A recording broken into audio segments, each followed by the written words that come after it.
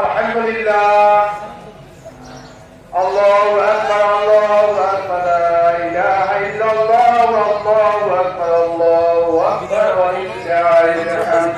সম্মানিত মুসলিমবৃন্দ, আমার বিশ্বাস সুন্দর করছি যারা এখনো রাস্তাঘাটে দাঁড়িয়ে আছেন, অতি সত্তর ঈদের জামাতে অংশগ্রহণের জন্য বিনীত অনুরোধ করছি।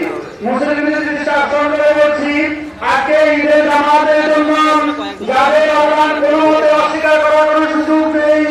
যিনি যারা আজকে আমাদেরকে একটি সুন্দর ঈদের ব্যবস্থা করে দিয়েছিলেন, তো আমরা শ্রদ্ধার সাথে স্মরণ করতে হয় জনাব শামসুল মিয়াদি, জনাব হোসেন মিয়াদি।